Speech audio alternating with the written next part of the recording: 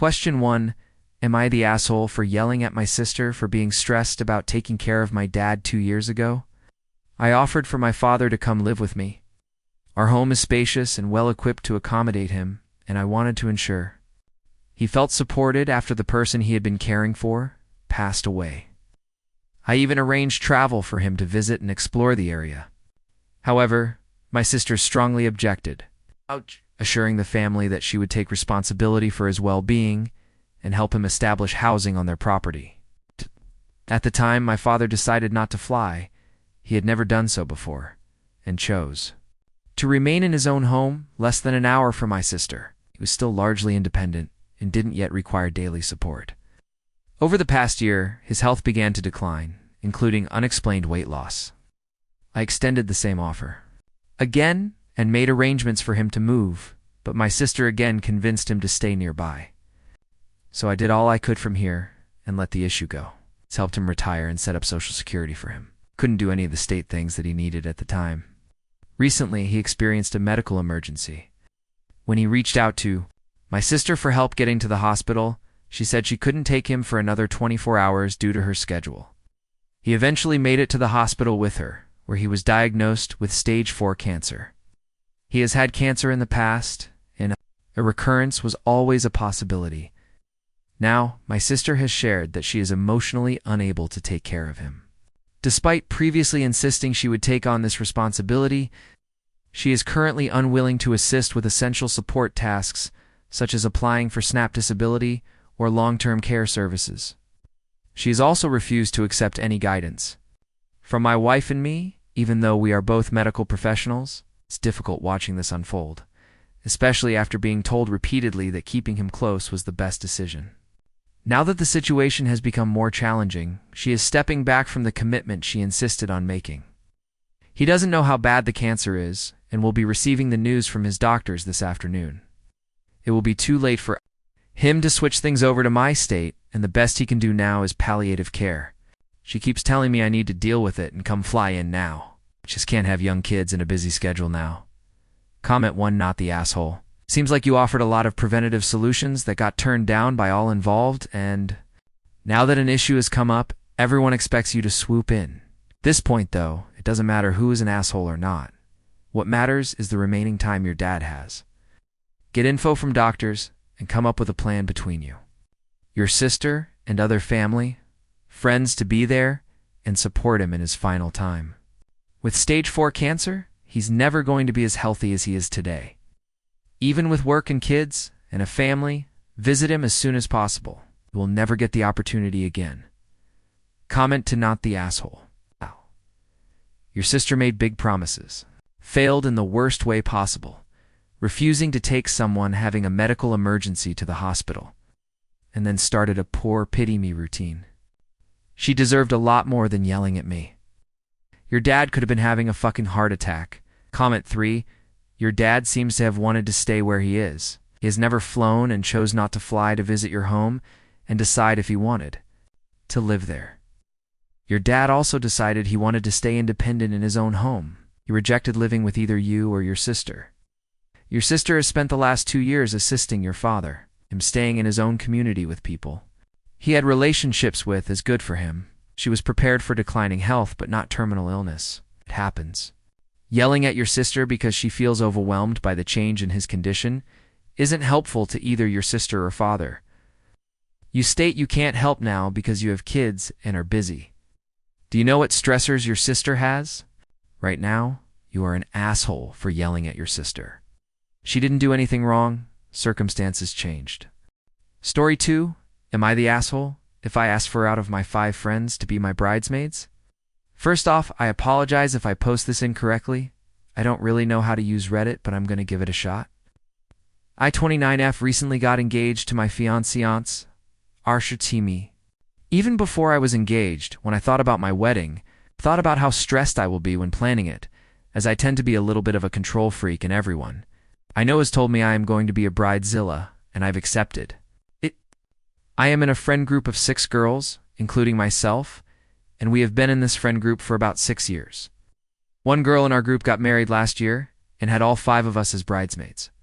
But as of recent years, I haven't really been a fan of one of the girls. Let's call her Trixie. It's just little things that have built up over the years which I was too afraid to say at the time, even though I have said little things here and there. They just don't seem to stick, so I gave up, and that's completely on me. Trixie's behavior in the last couple of years has just not sat right with me, and now being in a room with her takes so much effort. I know I come across as a complete bitch, and I completely understand that because I think I definitely can be one. I have said little things, but there has never been a proper sit-down to discuss her behavior and how we all feel comfortable with it, as it can become very angry, very quickly, and quite honestly, massively fake. My fiancé does not like Trixie. Etalon has told me in the past that he would not like her to even attend the wedding, which I flat out disagreed with. He has witnessed her behavior and is completely against how she acts. So I understand that he doesn't have to like everybody that I am associated with, but I wouldn't want to exclude her from the entire wedding. Every event that happens, she either has a freak out, starts mumbling under her breath, bitching about something and making everyone uncomfortable and making the whole atmosphere unsettling. So I personally would rather not have that on my wedding day. But on the other hand, I don't want her to feel left out. As the other 4 girls will be with me the morning of the wedding, getting ready, she wouldn't be there. And I don't know how I'd feel about that, because I'd rather her not be there. But if she wasn't there, all I'd think about is her being alone. I feel truly conflicted about this, and have talked to my 2 sisters who have told me that they will step back as bridesmaids, so I could have my friends as bridesmaids. Because there are like 10 women who are quite close to me that would be in. They're running for bridesmaids. And my fiancé says he's having 4 groomsmen, and he likes the idea of my numbers matching his. So am I the asshole if I asked for out of my 5 friends to be bridesmaids? Edit. Thank you for all the input. I understand I am calling her fake, and that I am also fake. I think it's definitely time to have a sit-down. One comment was right where I am definitely afraid of conflict and is a people pleaser, so I don't want to hurt her feelings, but I guess shit just happens, and I gotta grow a pair. Comment 1. Choose your 2 sisters and 2 of your friends. You needed to match the 4 groomsmen, and of course needed to include your sisters. Singling out just one friend will lead to drama. Comment to you would be the asshole. I think you're better off just asking your sisters and having the numbers not match. Because if you ask 4 of the 5 friends, you're risking all kinds of drama. And the breaking up of the friend group, unless all the friends are done with Trixie and just looking for a chance to cut her out. But it sounds like that conversation hasn't been had, so there's no way for you to know.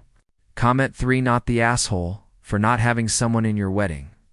But just because you're not the asshole doesn't mean this won't cause a massive rift between all friends, because it will. If everyone has to choose sides, are you okay with the possibility that your friends choose Trixie over you? Story 3. Am I the asshole for responding? Sounds good in this scenario. Genuinely not sure about this, but I may be overthinking it. I 20F stopped by a fast food place on my way home from work today, and a lady 30 fell down right outside the door because her blood sugar had crashed.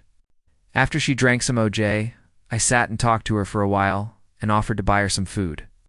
As I didn't feel comfortable letting her walk through the heat, given that she had just fallen down, she reluctantly accepted, but by the time we got the food, she would have missed her bus. So I offered to drive her downtown, maybe dumb I know, so she would not have to walk 2 hours in heat. As we were getting closer, I mentioned the food again because I did want her to forget it. She said she was likely going to save it for the kids because she wanted them to eat it, to which I replied, sounds good. I never meant to insinuate that the situation itself was good. I more so meant it as a that makes sense type of comment. But there was a lot of traffic, so I made the comment without really thinking. That was a mistake. She aggressively got out of the car and started loudly saying things like, that's how I know I am talking to a kid. I say, I need to feed my hungry kids, and she says that's good, and overall became very upset. I feel really guilty right now, and I am honestly a bit emotional as I write this. Not sure why, it has been a long week. Anyways, she was really pissed at me and stormed off, and I am not sure if I did something wrong. I never meant to upset her and just wanted to make sure she got home safely and had something to eat along with her kids. This entire post might be really stupid, but I feel really guilty for what I said, because I think it came off in a way I did not intend. Edit. Thanks to all those who replied. I know it was very dumb and reckless of me to offer to drive her. It is the first and last thing I will do. I was just very worried about her and wanted to make sure she got home safe because it was hot out. Comment. Not the asshole. She sounds like she's having a rough time. Fortunately, she decided to lash out at you. You did nothing wrong. Heck, you went above and beyond to help a stranger. You seem like a good person. Don't let this interaction affect that. Comment to not the asshole. Maybe I am just suspicious, but I feel like this may have been a scam.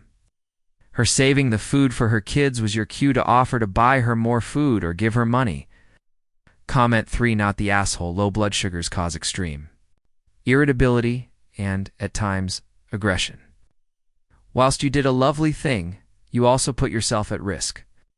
Please look after yourself in future.